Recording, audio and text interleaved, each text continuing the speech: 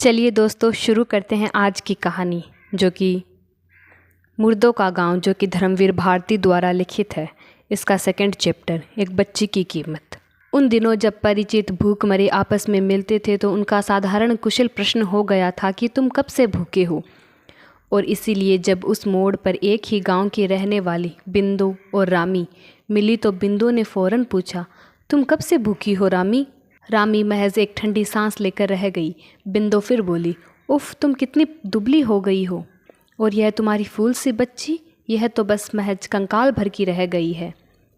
रामी ने अपनी धुंधली आंखें उठाकर पूछा, बिंदु, तुम्हारी बच्ची क्या मर गई है? अब की बार बिंदु एक ठहरी सांस लेकर रह गई। क्यों, क्या रास्ते में ही मर गई? रामी ने प्रश्न दोहराया। रामी नहीं, अभी जिंदा है। मैंने उसे पंजाबी के हाथ बेच दिया है, बिंदु ने सिर झुकाकर कहा और रूधे गले से सिसकने लगी। बेच दिया? रामी चीख पड़ी। तो यह कहो हत्यारिणी अपनी बच्ची के हाड़ बेचकर पेट भर रही है। तेरी जबान नहीं कट गई? तेरे हाथ नहीं टूट गए बेचते वक्त? बिंदु ने एक दयनीय दृष्टि से रामी की ओर देखा और सर झुकाकर चुपचाप चल दी। बिंदु चली गई, मगर उसकी बात रामी के मन को महसूस रही थी। उसने अपनी फूल सी बच्ची को कैसे बेचा होगा? राम राम, हत्यारों का काम है यह तो।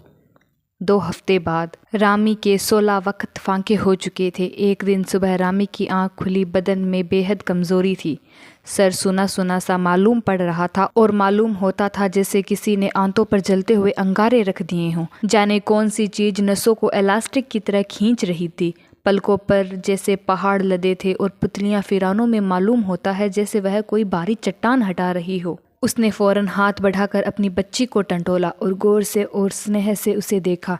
बच्ची ने आंखें खोली और कुछ कहने की कोशिश की, मगर कह न पाई और अजब तौर से मुंह खोलकर हाँफने लगी। रामी का दिल थर्रा उठा। वह बहुत कोशिश करके उठी और पास के नल पर गई।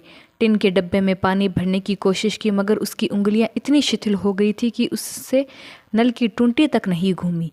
उसने डब्बा नीचे रखकर दोनों हाथ लगाए, किंतु असफल रही। फिर गर्दन फेर कर चारों ओर देखा। सड़क सुनी थी। उसने टूंटी में मुंह लगाया और दांतों से खोलने की कोशिश की। एकाएक उसकी पंसलियां ठर्राई और ढेर का ढेर खून मुंह से उछलकर डब्बे में गिर पड़ा। उसे मालूम दिया जैसे वह बेहोश हो रही है। एक हाथ से नल थाम कर वह खंबे से टेक लगाकर खड़ी हो गई। कुछ मिनटों बाद उसको होश आया। उसने वह डब्बा उठाया और नल के सामने जमा हुए गड्ढे के मटमैले पानी से धोया। पानी खून की वजह से लाल हो गया था। हिलोरों से पानी पर तैरते हुए सैकड़ों भुनंगे और मच्छर हवा में भुनभुनाने लगे। रामी ने एक कोने से निथार कर पानी उस डब्बे में भरा और बच्ची के पास गई। बच्ची चुपचाप थी, महज कभी कभी हाथ पांव छटपटा उठते थे। उसने थोड़ा सा पानी उसकी सूखी हलकों में डाल दिया। बच्ची ने आंखें खोली और सुनी सुनी निगाहों से माँ की ओर देखा। फिर जबान निकाल कर होठों पर लगी हुई पानी की बूंदें चाटी। रामी प्यार के साथ हाथ फेर कर बोली, बेटी। बेटी ने हाथ फटक कर सूखे गले से कहा, भूख माँ। भूख पहले कहा और माँ बाद में। उफ, रामी ने मन में कहा, इससे तो यह पंजाबी के पास आराम से रहेगी। फिर जैसे किसी ने उसकी आत्मा को झंझोर कर कहा, तुम माँ तो हत्यारिणी। और वह अपनी बात पर अपने ही आप सहम गई। सामने का फाटक खुला और अपने कुर्ते के बाहें समेटते हुए पंजाबी निकला। ढीले कुर्ते का छोर खंबे में लगा और जेब में रुपए खनक गए। रुपए की खनखनाहट रामी की पंसलियों में गूंज गई और उसकी नसों में किसी सर्वग्राही ताकत ने गरज कर कहा, इससे तो यह पंजाबी के पास आराम से रहेगी। रामी उठी और पंजाबी की ओर चली, मगर उसके दिल की गर्मी पिघल कर फूट पड़ी। माँ, तुम अपनी फूल से बच्ची को बेचने जा रहे हो? बेचने? रामी फिर लौट आई। बच्ची की पंसलियां चल रही थी और पैर जैसे ऐंठ से रहे थे। रामी की आत्मा को किसी ने मरोड़ कर कहा, खुदगर्ज तुम माँ हो, अपनी एक छोटी सी ख्वाहिश पर अपनी बच्ची की जान ले रही हो। क्यों नहीं बेच देती? आराम से तो रहेगी, पास या दूर। उसका पेट जल रहा था। कुछ रुपए मिल जाएंगे, पेट में वह कुछ दाने डाल सकेगी। बच्ची को भरपेट खाना मिल सकेगा। वह पंजाबी के सामने जाकर खड़ी हो गई। बच्ची को गोद में लेकर, सेठ साहब, वह क्या कहे। उसने अभी तक मछलियाँ बेची थी, तरकारें बेची थी, धान बेचा था, अपनी संतानें कभी नहीं बेची थी। उसे नहीं मालूम था कि संतान बेचने के लिए ग्राहक कैसे पटाया जाता है। सेठ साहब, उसकी जबान फिर रुक गई। क्या है, भीख? मुफ्त के पैसे मांगते हुए शर्म नहीं आती? पंजाबी ने एक डकार लेकर कहा। भीख नहीं सेठ साहब, यह लड़की खरीदीजिएगा।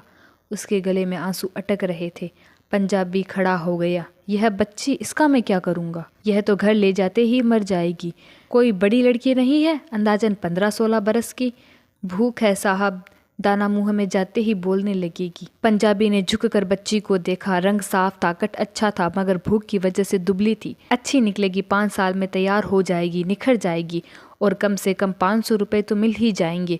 उसने अपने मन में सोचा। बोल कितने में देगी? रामी असमंजस में पड़ गई। कितना बताए? एक बच्चे की कीमत कितनी होती है उसे आज तक नहीं मालूम था। उसने हिसाब लगाया। 1 पाव चावल 8 आने का, 4 दिन को 1 सेर चावल। 2 रुपये दे दीजिए सेठ साहब। पंजाबी जोर से हंस पड़ा। यह पेट, उसने पेट पर ढुनकी मारी जैसे किसी टायर की हवा देख रहा हो और पंसलियों में उंगली गड़ा कर बोला, यह हड्डियाँ, इनकी कीमत तो 2 पैसे भी बहुत ज़्यादा है। 2 पैसे? रामी चीख पड़ी। हाँ पैसे, और क्या कोई गाय बकरी बेच रही हूँ? कितने रुपए लेगी? अच्छा 8 आने लेगी, नहीं तो तेरी मर्जी, कहकर फाटक के अंदर जाने लगा। रामी ने कुछ सोचा और फिर आगे बढ़कर बच्ची को पंजाबी के हाथ में रख दिया। पंजाबी ने जेब में हाथ डालकर एक अठन्नी निकाली और उसके सामने फेंक दी। रामी की हिम्मत न हुई कि उसे उठाए। उसकी नस नस कांप रही थी। उसने जल्दी से अठन्नी उठाई और भाग गई। उसके हाथ जल रहे थे, वह जैसे बेहोशी में चल रही थी। सामने एक बनिए की दुकान थी। उसने अठन्नी बनिए को देकर कहा, चावल?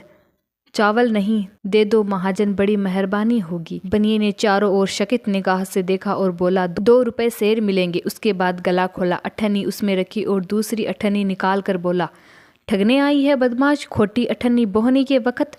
बेईमानी तो देख। 4 आने सेर खरीदे हुए चावल को 2 रुपए सेर बेचकर अठन्नी बदलने वाला ईमानदार बनिया बोला और खोटी अठन्नी उसके सामने फेंक दी। रामी गुस्से में उबल पड़ी। झूठा धोखेबाज, मेरी अठन्नी तो अच्छी थी। अच्छा गाली देती है, चोरी और ऊपर से सीना जोरी। इसी अधर्म से तो यह अकाल पड़ रहा है। बनिए का नौकर उठा और डांट कर बोला, उतर दुकान से, और धक्का दिया तो वह मुंह के बल सीढ़ियों से नीचे गिर पड़ी। नौकर ने खोटी अठन्नी उठाकर बनिए को दे दी और बोला, रख लो लाला, फिर किसी मौके पर काम आ जाएगी। तो दोस्तों, यह थी धर्मवीर भारती द्वारा लिखित एक बच्ची की कीमत।